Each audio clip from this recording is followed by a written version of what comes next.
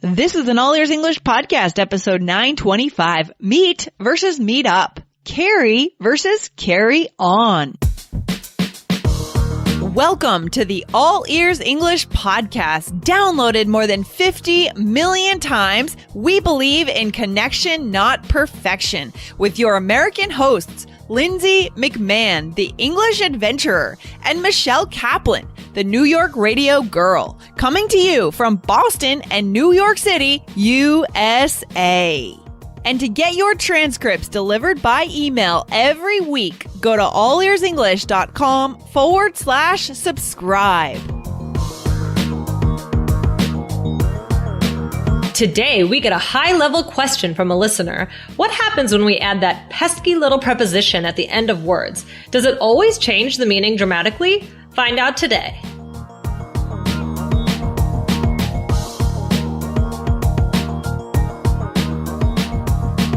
Hey, Michelle, how you doing today? Hey, Lindsay, I'm doing well. How are you? Well, I'm doing pretty well. I'm thinking I'm going to go to the gym later, and let's see. I went skiing last weekend, so that was fun. So just, recovering from that because it was so cold. Oh my gosh. Yeah. Oh, I bet. I can imagine going skiing now. Yeah. Or ever, really. I don't ski. So, Michelle, are you planning to meet up with any friends like this weekend or later this week? Yes. I'm hoping to. I will either meet up with a friend on Sunday, or I might meet up with another friend later, like on Thursday or Friday. So nice. That's fun. Oh, that'll be fun. And so when you meet up with people in New York, is there any particular place you like to meet, or is it anywhere, depending on where you guys live? It depends where we live, I guess. Try somewhere convenient, right? Either coffee shop or maybe just like a particular part of the city. Like we've talked about Union Square. That might be a place where I meet. Yeah, totally. I remember when I lived there, I used to always meet up with people in Union Square because I guess it was kind of central to where everyone was living. If people were in Brooklyn, you can get to Union Square from Brooklyn more easily than uptown. Right. And if people are in like Queens, it's easy enough. And then often I used to go out in the East Village, so that was easy to get there from Union Square. Yeah. That's funny. I didn't even see that you had written Union Square, and I had said it, and then I was like, oh. Well, clearly, so, yes, it's Union true. Square is the meetup spot then. Yes. Exactly. Right. Exactly. So, Michelle, in that conversation there, that little intro for our listeners, I used both meet up and meet in different ways, right? I mean, in your mind, was there any major difference when I said meet up and meet? Yes and no. I would say, because in some cases you would never use both, right? Right. Like in a more formal business context.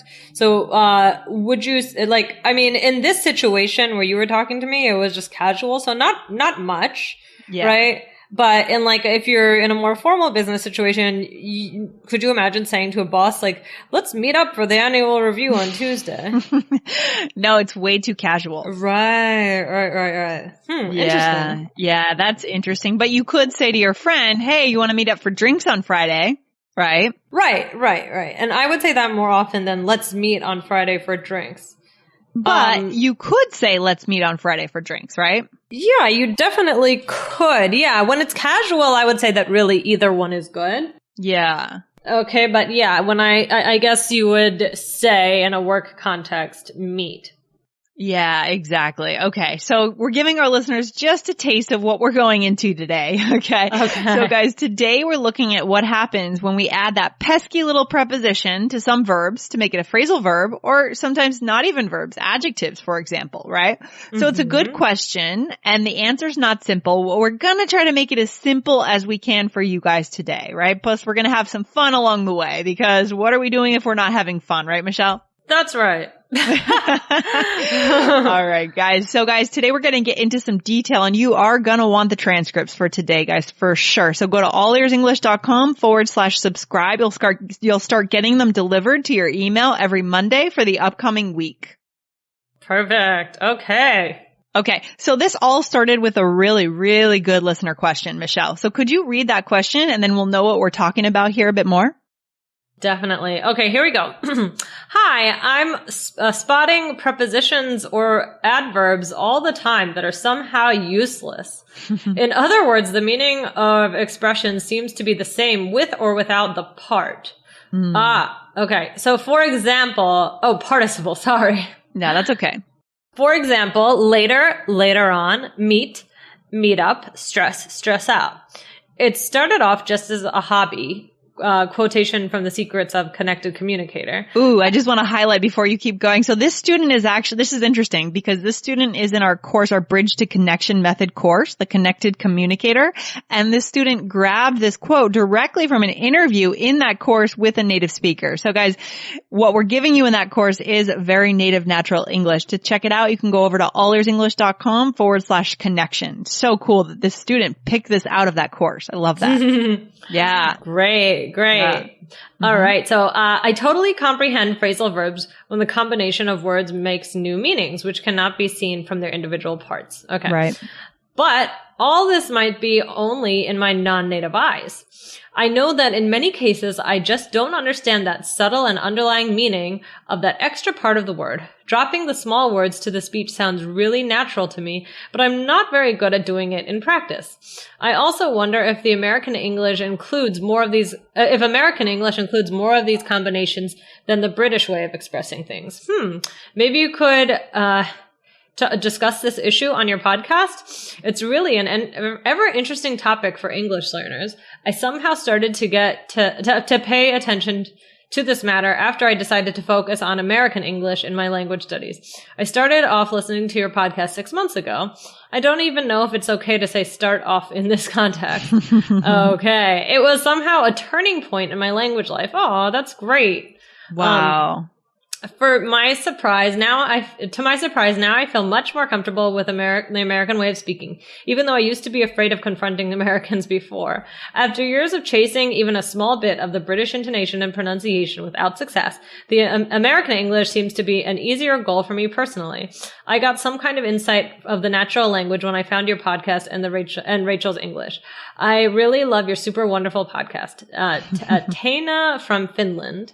Wow, that's so cool. That's so cool. I'm so glad to hear that Taina is really catching on to American English and she's getting some momentum. Yes, for sure. I love it. Very nice. That's what we want. As soon as you guys start to feel that momentum, that's when you want to double down, start learning. That's your time once you get your energy up around English, and that's what we're here to do with you guys. Okay, cool.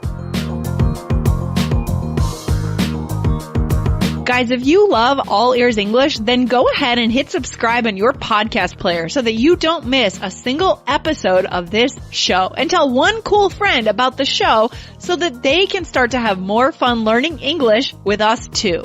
And remember, it's about connection, not perfection. Thanks for listening, guys.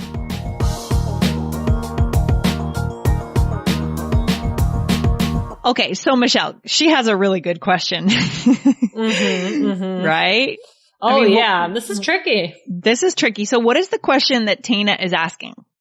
So it's basically, how does the meaning how does it change?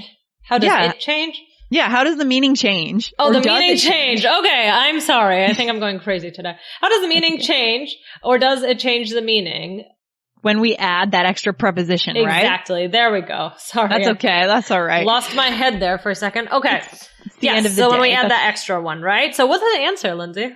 Oh my gosh. There really is no sweeping answer that I can tell you, that we can tell you for every single phrase, phrasal verb, or just chunk here, guys. Okay. So sometimes it's a matter of casual versus formal, which is what we just showed you guys earlier. Right. Meet and meet up.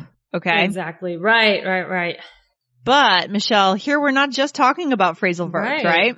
Mm-hmm. Right. Like when we say later or later on. So Michelle, when are you going to the beach? I have homework to do, so I'm going to the beach later. And Michelle, when are you going to the beach? I have homework to do, so I'm going to the beach later on. Oh my gosh. I mean, what the heck is the difference there? Yeah, I mean, they really mean the same thing. I might be more inclined to just say later.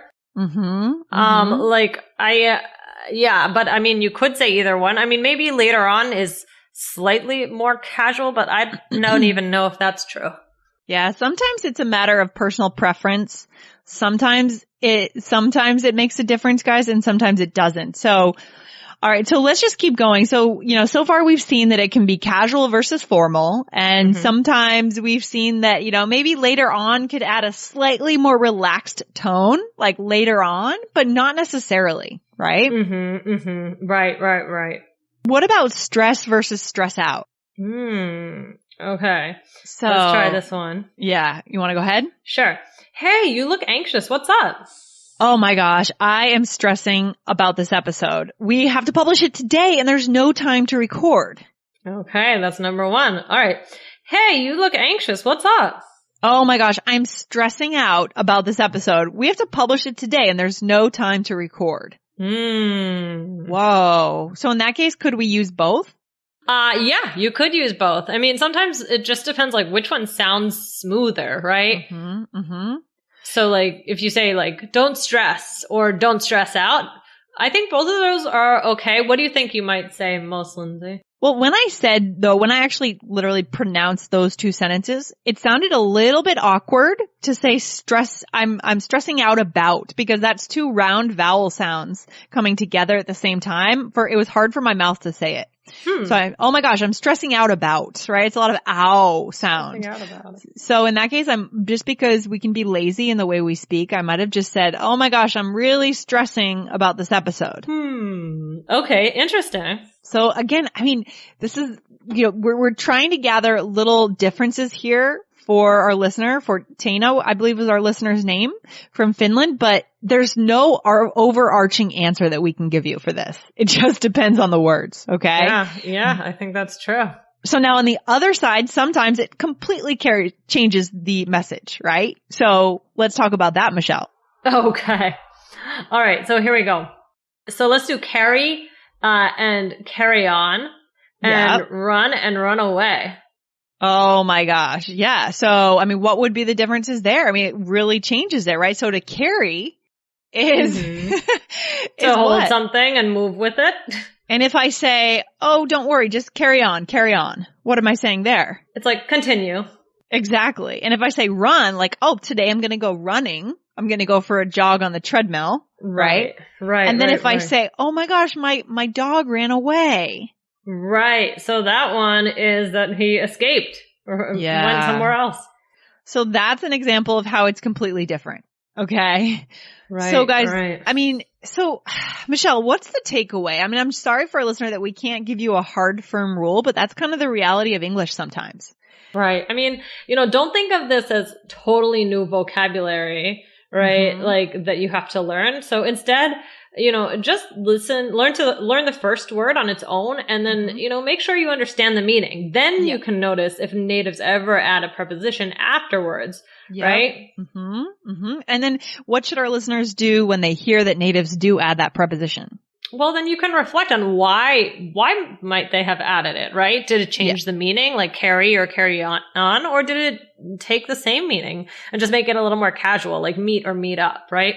Yeah, and sometimes we can infer that from tone of voice, right? Like, hey, do you want to meet up on Friday?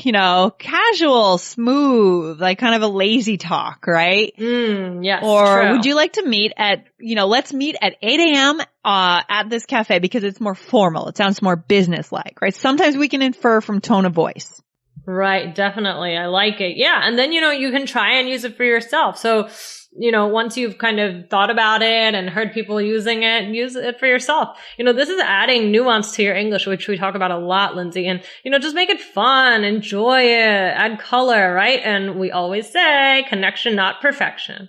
Yeah, and I think for you guys, for our listeners, as you guys are trying to push to this higher level, you kind of have a little bit of a responsibility to really listen well. The reason this question came about is that Taina was in our course and she was listening to this very natural interview that we did around the U.S. We did a series of interviews of native speakers driving as we drove around the country 2 summers ago. Anyone can get into that course and you can practice your listening skills. But even if you're not in that course, guys, just listening is the way you pick up on these differences. And having this awareness that sometimes there's a difference is the first step to being able to use it correctly, right? Don't you think so, Michelle? Oh yeah, definitely. I think that's a great piece of advice. Yeah, awesome. So guys, we're here for you. Tana, we love this question, and we love questions like this because they push our listeners to the next level. So if you guys have a question like this, send it in to Lindsay@allearsenglish.com. And don't forget, if you're taking the IELTS exam, go over and subscribe to the IELTS Energy podcast, and we'll show you how to get that 7 or higher. Awesome. All right. This was fun. Thank you for that question. Good question. Michelle, I'll talk to you soon. All right. Bye, Lindsay. Bye. Thanks so much for listening to All Ears English. And if you need a 7 or higher on your IELTS exam to achieve your life vision, then our Insider Method can get you there. Start with our free video series masterclass. Get video 1 now at allearsenglish.com/INSIDER. And if you believe in connection, not perfection, then subscribe to our show on your phone or on your computer. See you next time.